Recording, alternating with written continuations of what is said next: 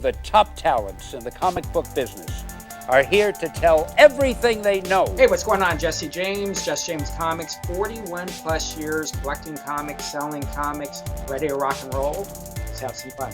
Hi everybody, I'm Bryan Pulido, proud publisher of Coffin Comics. My claim to fame is I've been reading Captain America since July of 1974, which pales compared to being a comics publisher for 30 years.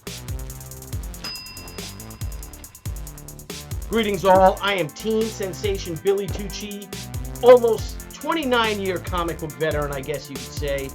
Proud friend to these good chaps, proud self-publisher, creator of She, amongst other comics, and I'm just happy to be here. So, salute.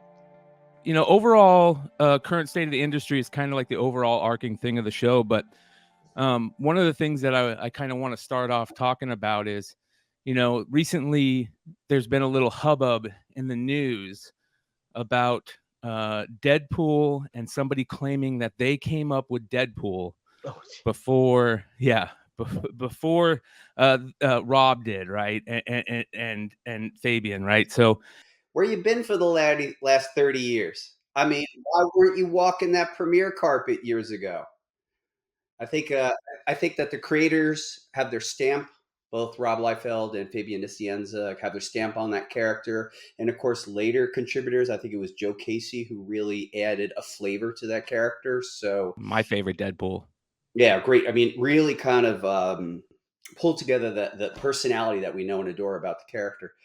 So yeah, for 30 years, for that guy, where you been for 30 years? Billy, you're a little outspoken also, you know, on things. I'd love to hear what you think about the whole Deadpool claim, and what would you do if somebody came out and claimed your property?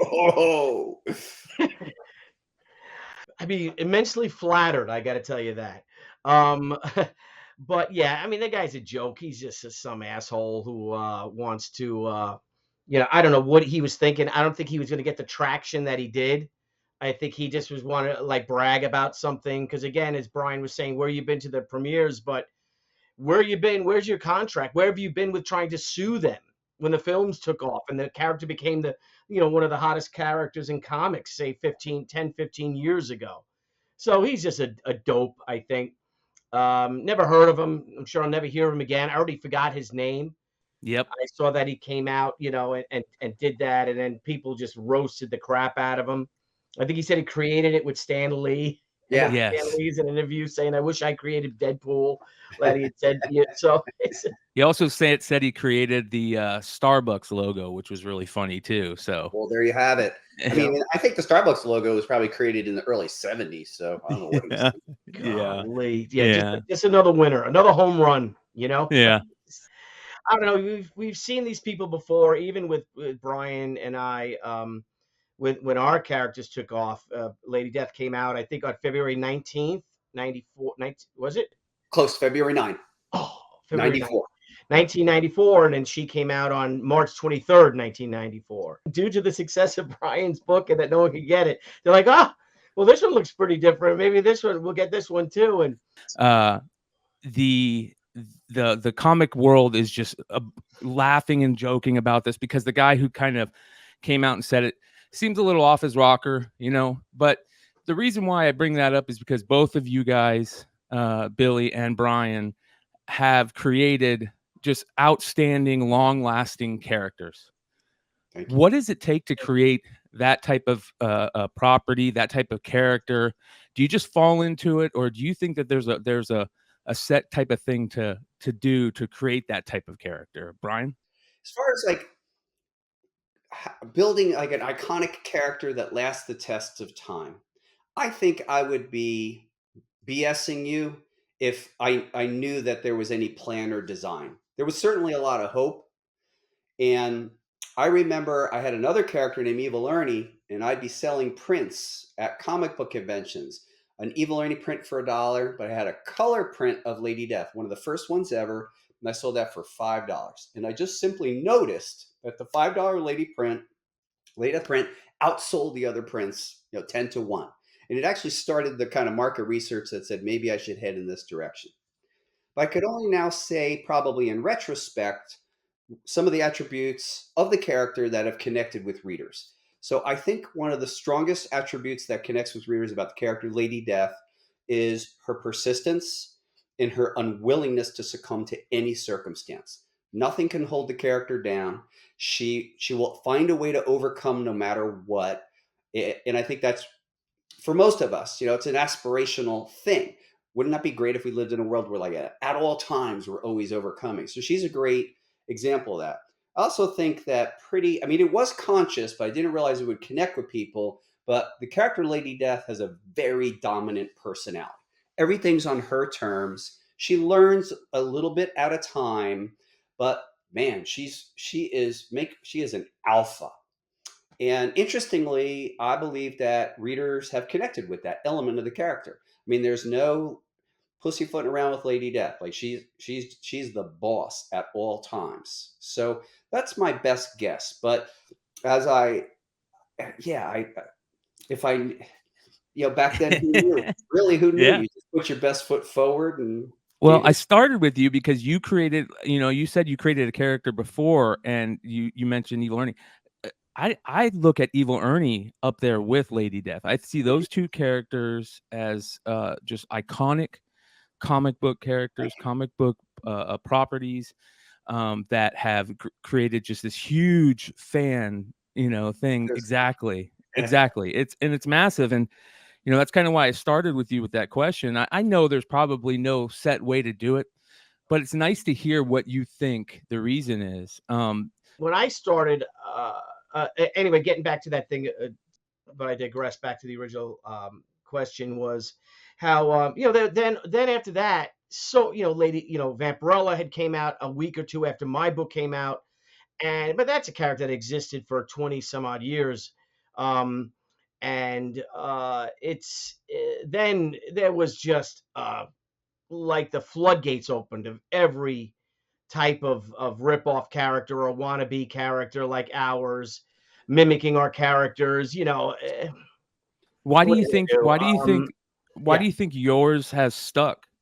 Because there was a ton of that. I mean, there was so many copycat characters, and some of them stuck for a little bit of time. It was very interesting. Yeah, there was a few flavor of the months. There's some good characters like Witchblade. I think is a great character. Yep.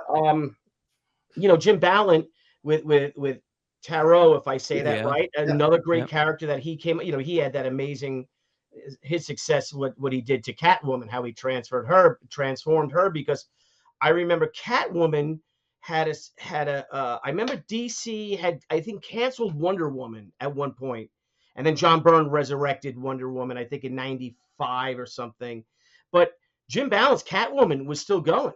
And I think that was one of the few female-driven titles, mainstream titles. Was that Catwoman ran for 80 some odd issues or something, all Jim Ballant illustrating it.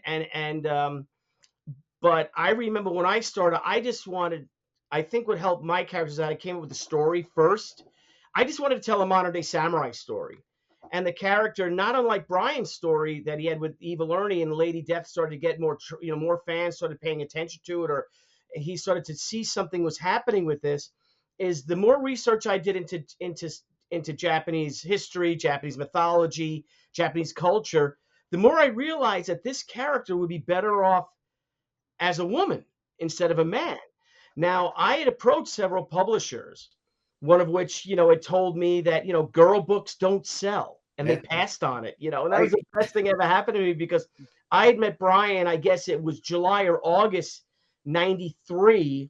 And Bryan, I give him credit in our omnibus edition, that he really inspired me, because here was this young guy with this incredible energy and knew his character and knew what he wanted to do. And he had this passion, for creator own work. And meanwhile, I had just spent 2-3 days online wanting to draw someone else's character or write someone else's character and getting shot down or asked. Well, I was offered a job if I could draw like Jim Lee. You think you could draw like Jim Lee? Because we would have an annual fee for something.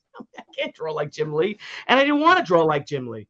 So but seeing Bryan and seeing how he was, and that was, I guess it was the summer of 94. 93. I don't remember if it was January or February 93. I'm sorry, if it was July or August 1993. And I came home and I told my wife, who was my wife at the time, I'm like, I met this guy and he's awesome. And he offered me a pinup in his book because you offered me, which eventually became the Lady Death swimsuit issue. Which, interestingly enough, I forgot it was a swimsuit issue. So she's the only one in like a dress. Right. Yeah, She looks like a mermaid dress, right? It looks like a mermaid dress. Yeah. So, and that inspired me to make my own comic. And I just started to I had the story, I had the pages, the first 10 or 12 pages or something like that. And I just started to I want to make this book. And I went for the next few weeks afterwards and I pitched it to other publishers, as I said, other small publishers, and I was turned down by them. And then I'm like, you know what? Why don't we do this ourselves? And we did. And it's now, we're celebrating our 30th anniversary next year. It's been phenomenal. The character has progressed. She's grown up.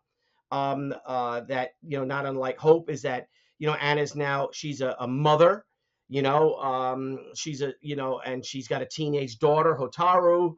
And I love the idea of a comic book character growing up. I love the idea of a mature woman character. My wife, she's never looked more beautiful to me than she does today after all these years. And I'm like, why not have a character like that? Why not have a woman character, like a female character, a woman, literally. And she's, now she's a mother because, as Bryan had said, Lady Death is always very proactive, always in charge. My character, Anna, which is a lot like a lot of other samurai in samurai history, she was a reactive character. She reacted to situations beyond her control because she is basically a soldier that is drafted into this war, this shadow war that's existed for 500 years. And she was totally, ill prepared for it. But now she's matured and grown, and now she has a daughter. She has her cub that she's got to protect. And it adds a whole nother dynamic to it. And I was a little nervous. I had this conversation with Bryan a few years ago when I started to do the crowdfunding 3 years ago, I guess 3.5 years ago. And because you wonder, right, Bryan, when you first did Lady Death, you kind of like, are people going to like this? Are going to come back? I know we sold millions of comics, back in a decade ago or 2 decades ago. Will they come back? And holy crap, they have. And it's amazing. It's really wonderful how the people have responded to these two characters and embraced them. And the crowdfunding part is such a big deal about our current, or what I think is the current industry. I mean, you guys let me know throughout the show, but the crowdfunding part is such a big deal. And another recent event that happened that kind of blew me away, it blew a lot of collectors away and fans, is the Fable situation with Bill Winningham and everything that's gone on there. And you guys both, just in the opening of this episode, have shown how much you love your characters. What do you guys think about the thing that happened with that? And I mean, you guys went the route of crowdfunding, so you don't have to worry about that. But I mean, that's an amazing situation that crowdfunding I feel like could have fixed. Jesse was telling me about this whole Fables thing when it first dropped, and Jesse also kind of sent me some information, told me some information, and about the whole situation, and it blew me away, and it made me also wonder, like, with how DC has been just gutted, and has that just crippled everything over there, which is very interesting. It's sad that that's happening.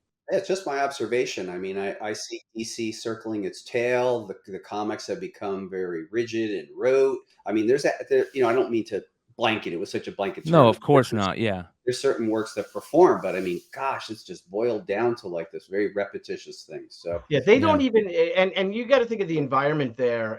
They want to change it. They want to change the environment of comics, and they're dealing with these editors who are working with these creators. But these editors don't even have they don't even have desks. They don't even have offices. Yeah, they have revolving cubicles they're using that they were thrown out of their own offices.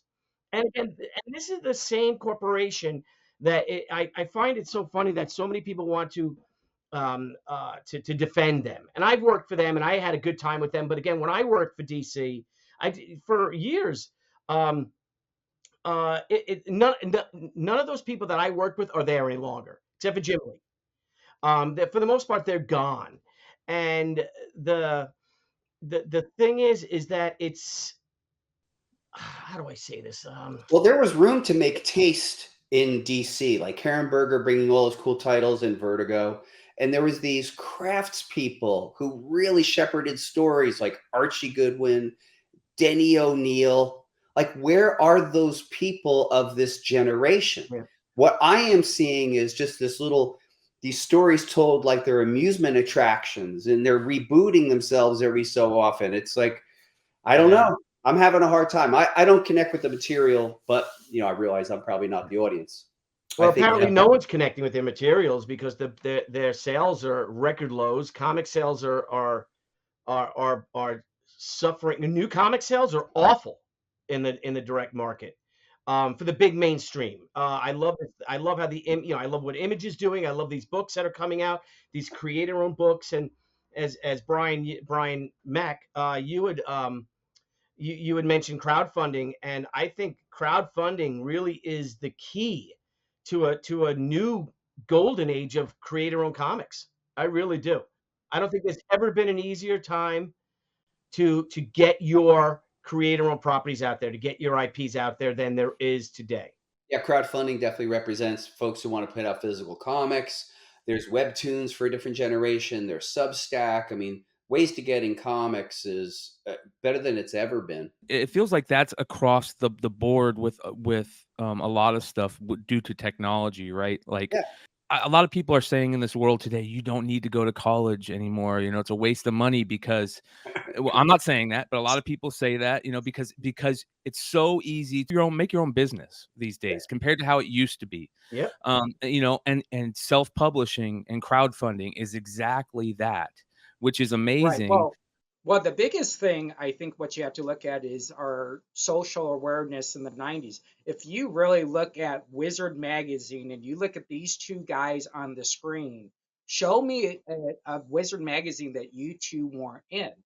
I mean, it's amazing that they were able to bring your two characters to people in Indiana, Rapid City, and people wanted to be part of that. I remember seeing it and saying, now it's a little bit different because you guys are great friends of mine, but thinking that, oh my gosh, yeah, look at these two guys. I gotta have these characters, right? And so you had Wizard in the 90s, we go early 2000s. Now we have this multilateral platform of crowdfunding. I mean, yeah, exactly. You turn on crowdfunding and you say, listen, we're talking about real turn rates, real sell-throughs. We're not talking about 5% sell-throughs. We're talking about 90%, 85%. I mean, that's unheard of. And I think to have these basically icons on that have lived through everything. And now today you're kind of like the advanced modernized person, right? Or And I the always elder tell statesman. yeah, exactly. Yeah. I always tell people I tell people about having the eBay store in 1982 when I worked in the comic book store. And they're like, eBay wasn't even in business then. I'm like, no. You got on your puffy bike, you went to Circle K or 7-Eleven, that was your eBay store, that rack, and you spun it. And so I think with these platforms and how you chew, and it's great because I've been I was with Bryan on his first Kickstarter, help Billy on his first Kickstarter, and really understanding that you can pivot your whole business to this new platform and still achieve the same goals and even better.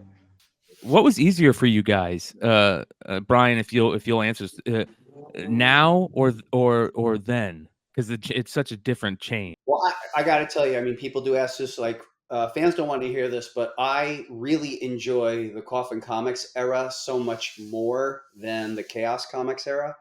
With the Chaos Comics era, I was a young publisher. I literally started knowing nothing. Like, I solicited a color comic book 3 months before. I realized, like, I don't even know a colorist, right?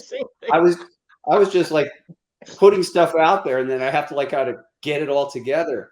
So there was a lot of learning about everything, how to run a business, finance, human resources, all this stuff. And I liked the work. However, we really, Chaos Comics, were really tethered by choice unconsciously to the comics direct market. But even then, we had a mail order element, and that was actually the most profitable element of our business. However, we were always playing for the fences through the distribution network. The distribution network for an independent is hard because we're selling these things at 60% off while we're trying to like put our hearts and souls in things. Now, as we sit years later, Coffin Comics, I'd like to think I'm a little wiser, if only because I've made so many mistakes. I try not to repeat them. So a little more confident in all the matters of running a business. And then this remarkable thing becomes available to us that I saw our dear mutual friend, Jimmy Palmiotti, doing, called Kickstarter. I saw Jimmy do this comic book about some girl with crab hands. Yeah. And it got funded. And Queen I looked Crab. at Yeah, Queen Crab. We're here at Kickstarter to raise $8,000 as our total amount, so we can take this book to finish and we can get it out to the printer and get it to you guys. as soon as I saw that, I'm like, God bless Jimmy. So I call him up. How do I, and the main question is, should I have my book ready to print or should before, blah, blah, blah. And like Jimmy just dropped knowledge because he is the godfather. Then I was off to the races. That was it. So it's been different. It's been a great pleasure because with our ability to be crowdfunded, in our case, that surplus revenue is a resource for us to do all this magical stuff that was never before possible. Things like building our HQ, doing live events, and this odd world we live in, comics, it's so solitary. People reading these things alone.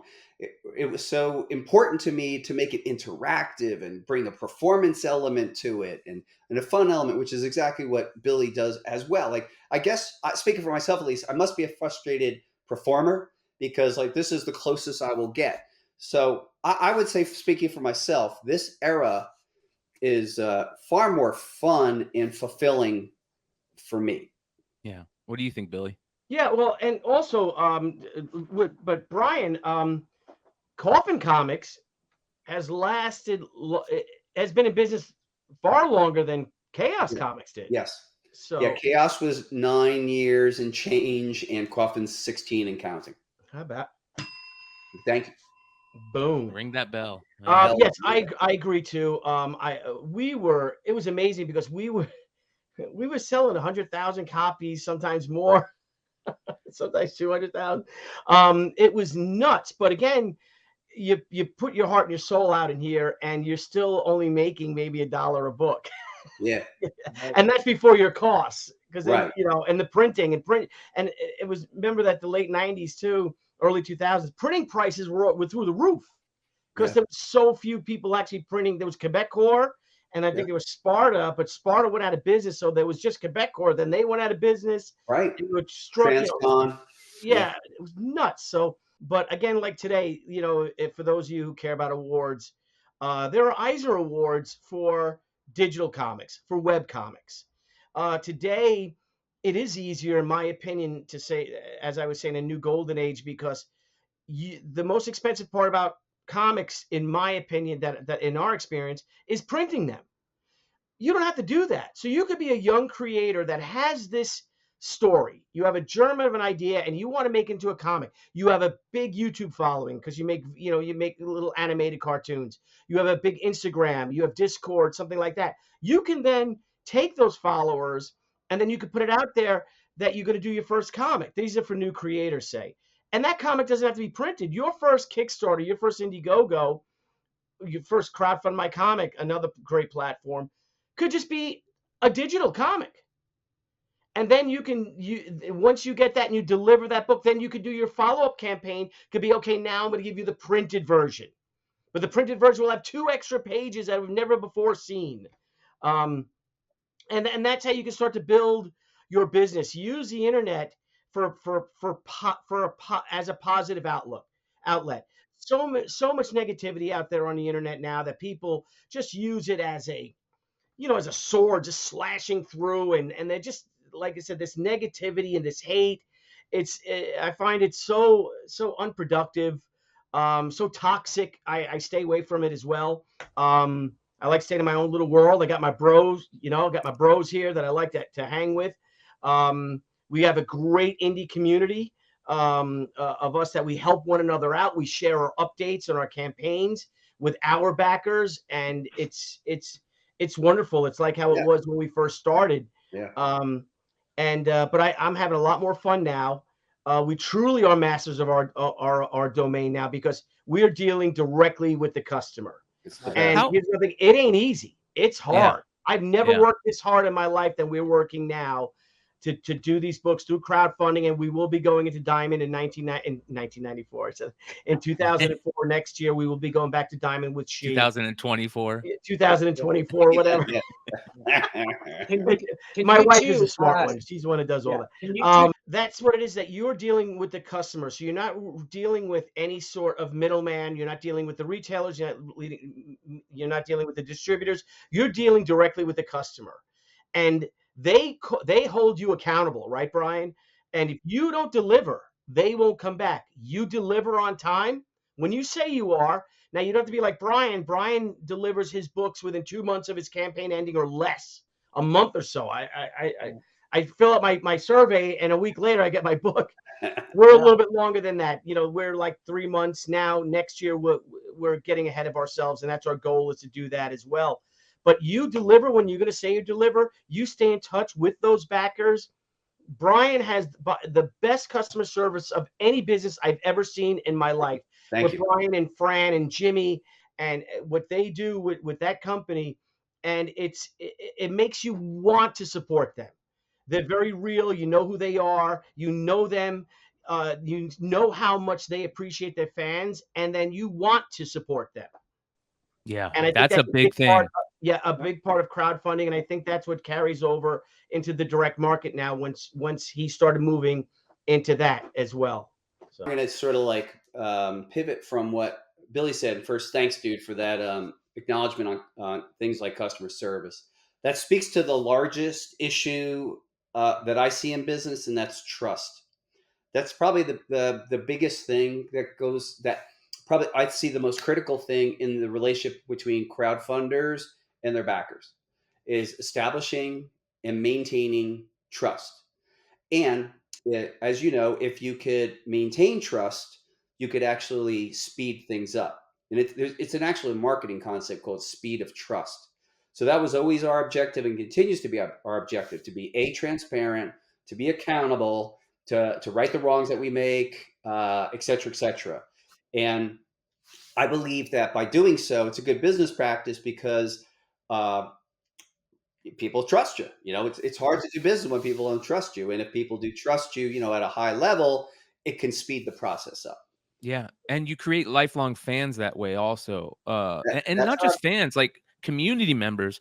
The Coffin Comics, like fan base is rabid as all get out because of what you've done with that. I mean, I got 2 books right here that just showed up at my door this week.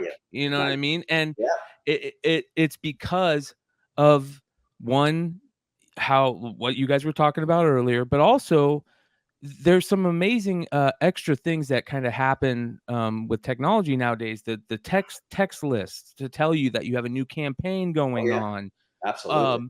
Emails that are automatically sent out, like all that stuff. You're connecting with your customer immediately.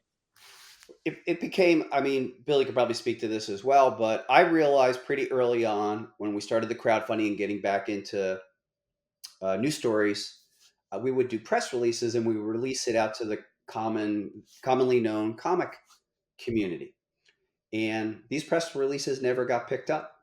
Francisca Pulido, who was actually a prominent comic book executive in the 90s, we rehired her for Coffin Comics. We sent out that press release, and that was picked up by 0 common comic book sites. And it's kind of interesting and telling because those comic sites, really, they're bought and sold by the larger businesses. Mm-hmm. They can't acknowledge crowdfunding success because it just shows the weakness of the main market. But anyway, we stopped putting those things out and just realized it's like, okay, now the gloves are off. All we're going to do is just worry about our relationship with our customer. Dovetailing into answering Jesse's question, our obsession is to retain our customers and to locate new customers. It's a measurement we look at every week. And we are always in an inquiry about it. We are not definitive about the answer. We're always trying to find out the new way, seeking the new person. It's not a done deal ever. It's super fluid because in our business, no matter what, people come and go.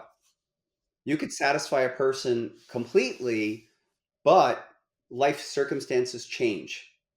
And Billy, you could speak to Deborah. Deb was saying really remarkable stuff in a panel we were on a couple of weeks ago, like how far you guys will go to kind of retain and understand what's going on with a person. We believe in that principle as well. But this idea of retention and seeking new customers, it is the lifeblood. It is the obsession. Yeah.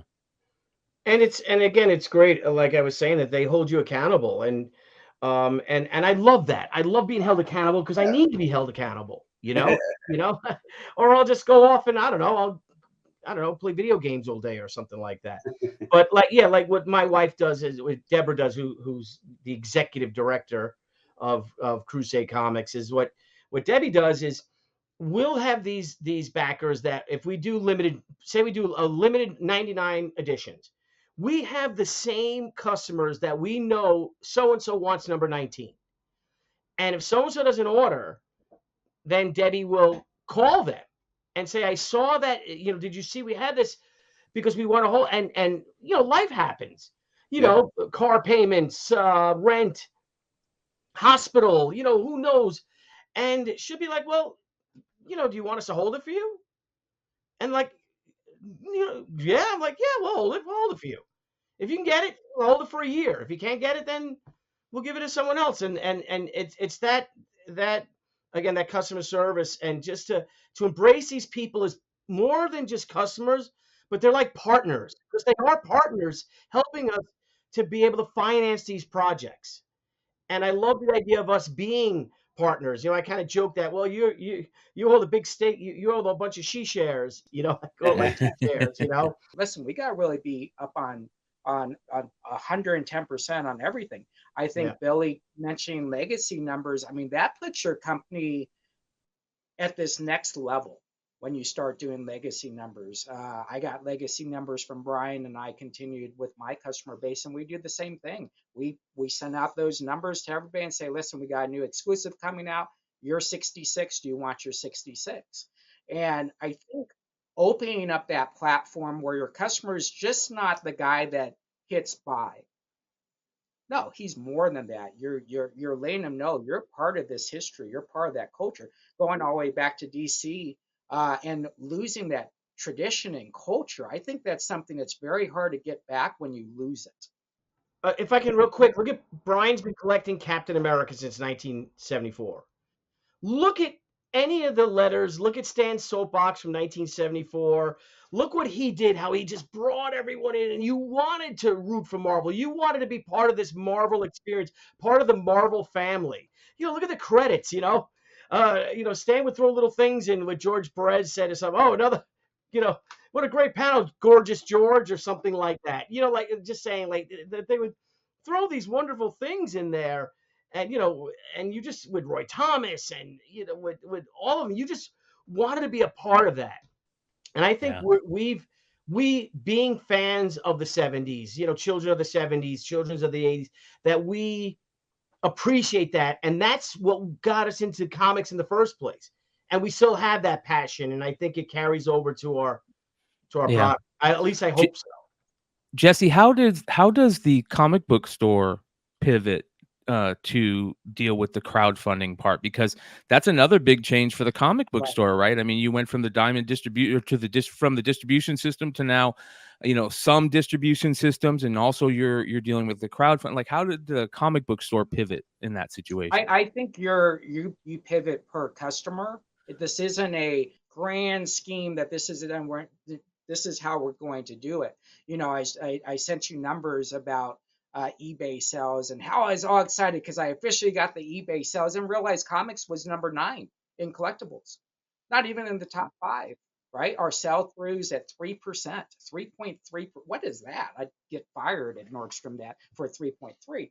But I think what you're looking at is you're listening to the customers, you're listening to your customers socially. I think that's where you're really getting your information. Customers walking in, okay, but you really got to watch socially what's going on. If someone, Bryan just had his event this weekend and people are posting and they're hashtagging, you're kind of saying, okay, but what are they hashtagging? Are they hashtagging comic books, Lady Death, Bryan Pulido, Coffin Comics? What are those hashtags? So I think a comic book store is now saying, an LCS owner is working with its partners, with Billy and Bryan and everybody. I tell people I know a lot of people, but I have the best small circle. I have the best small circle of some of the best allies out there. And so I'm listening to them. I'm watching how they're approaching stuff. I'm watching how they're selling stuff. Retention is so big for a comic book store that you get nervous not seeing the same customers after 7 days or 8 days. You're like, oh man, what's going on here? Just had a guy pull up, get his pull box after 9 weeks and $249. Well, here's $50, right? And so you're dealing with that. So it goes back to this natural course, right? Of you got to conduct business on a daily rhythm, but you have to have a rhythm that kind of makes sense, right? We just had 120 auctions and today or yesterday on eBay, right? We did a fantastic job. But then my question today was, how come we don't have our 120 up for next week yet? That's And right. so you got to get those rhythms, and that's what's up. Yes. But I think at the bottom line, crowdfunding has opened the doors to our greatest minds of people that can look outside of the box and not worry about, is that thing get there on Wednesday? Does someone else, Diamond, Penguin, Lunar, get my book to them on Wednesday? No. You're controlling your destiny. You're controlling your base. And yeah, I know you two are you do Diamond, and it's a very small percentage of your business. Any percentage is a good percentage. But I do want to go back. What's funny that Billy said, we would read a comic and get diverted in that comic because it would say, don't forget to go read Avengers 29, right? So we're reading issue 79, like, holy crap, I got to go back and buy 29. So we were always selling and, working in a comic book store in 82, we'd run in back and have 29s available, right? We read the books. Oh, we got to have 29 out on the counter because it's reference back. And so that's kind of where we're at. But comic book stores, I think, I guess I'll leave it on this note. The comic book stores are the best comic book stores out there because they have lived through crap. And I will tell you, I was very fortunate to do live streaming 8 years ago. Without live streaming, I wouldn't even be on this call right now. Yeah. What do you, Billy and Bryan, what do you think about the whole live streaming thing that's happening? This growth, massive growth, and these third-party platforms, selling platforms. What do you guys think about that whole thing? We love it. We're early adopters right off the bat. I remember San Diego Comic-Con 2016, Sean Haduchko, currently of Comics Elite, came around and he's like, hey, do you mind if I use Facebook and kind of show people what you have to sell to buy? And I think I was, you could ask him, but I think I was among the first folks to adopt, and saw what he did, realized it really was non-proprietary. It was instantaneously, that's what we were doing. And when the pandemic happened, the weekend of the big, prior to the weekend of the big national shutdown, we did our first online Comic-Con. We got together with Clan McDonald Comics. We brought in 4 or 5 talent. We did 18 selling shows in 3 days. We did something like 18 hours of education, cobbled together through YouTube, Facebook, and we realized 3 times the amount of money we ever made in our best convention ever. And that was the realization. It was this is where it's at. And we've never looked back. I mean, we do 5 shows on Facebook a week. We are on, Whatnot as well, et cetera, et cetera, et cetera. I mean, it's wherever people are, we're going to go find them. Yeah. Whatever tool you can use. Yeah. Yep. Yep. What about you, Billy? I mean, you're obviously on YouTube. People see you on YouTube all the time. Do you do a lot of the live selling? Use a lot of live selling situations or things like No, that? I've not done. Like we're planning our first whatnot on Black Friday after Thanksgiving because we haven't done it yet. Just because I'm so behind, I'm drawing pages every day and covers and things like that. And but we do live, YouTube. Like we do. I stream several times a week. I have Thursday Night Live with Billy Tucci. Bryan was my first guest. Thank you, brother, for that when we started Thank you it. so much. But I'm also on Comic Artist Pro Secrets on Monday night. We have the CG Kings. Tuesdays we have the Professionals, and we talk about our campaigns. And you got to see when you're out there and you're on YouTube and you're streaming through YouTube and through Facebook Live. You connect it. You'll see our campaigns go up. Bam. We'll get a nice spike. You show new pages. You give them updates too. That and the book's at the printer now. Here's the proofs, and you show them the proofs. If you're at the lettering stage, well, look, we got our page, the book lettered. Let's show you some letters, or the coloring comes through when you start to promote the campaign and all. Just show them that step. Stay in contact with your customers or your potential customers, or more apropos, your partners, and keep them in the loop. And they get excited. Enthusiasm is contagious. Yeah, And it makes again, them feel like they're part of it. Like yep. when you are letting them in on each process. That's one of the great things about watching what you do on all the YouTube channels and all the shows that you're on is you guys are always working on stuff as you're doing these shows. Mhm. And that is coming from a collector's point of view, just to tell you guys, that is amazing. That makes us feel like not only are we fans of the comic and fans of you guys, but we feel like we're part of it, right? And it almost feels like we are partners Well, in we this all are because part. We all are part of it. I mean, we owe everything to the fans. You do. Everything. We would not exist. I mean, that's a Coffin Comics motto because it's true. It's like, we all owe to the fans. All to the fans. This brings me to one of the questions I wanted to talk about is how do you guys what do you guys think about like the collector, the secondary market, and sometimes seeing some of your books sell for this great amount and people flipping books, and there's the collectors that take your books and they read them and they put them in a box or they put them on their wall and they're never getting out of their collections. But a lot of your guys' properties, because you're iconic, whether you want to say it or not, you're iconic comic creators in this world, and your properties can sell for a pretty penny sometimes. What do you guys think about that?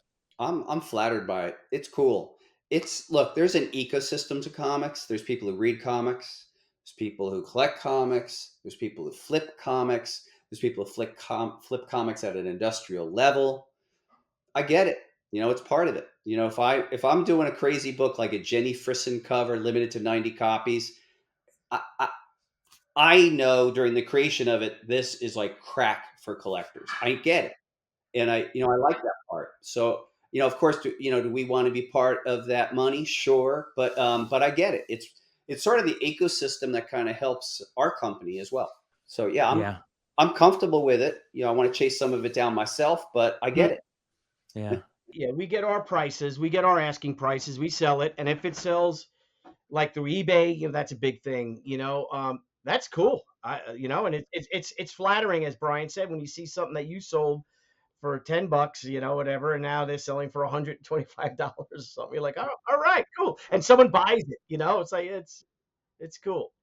So I was doing some research, and this year alone, full 12 months, 31,000 Lady Death comic books have sold on eBay, equaling $1.3 million. Holy shit. All right, just think about it. $1.3 million. Something like 6,700 different people have sold Bryan Pulido's books on eBay. So when you have that bandwidth, that only curtails back to your crowdfunders, back to the brand for the product they can't get from those people. So I think it's a great thing. Second Market, I think, has blown it away. And without it, it would be a challenge to be the only person selling your product. Without a doubt.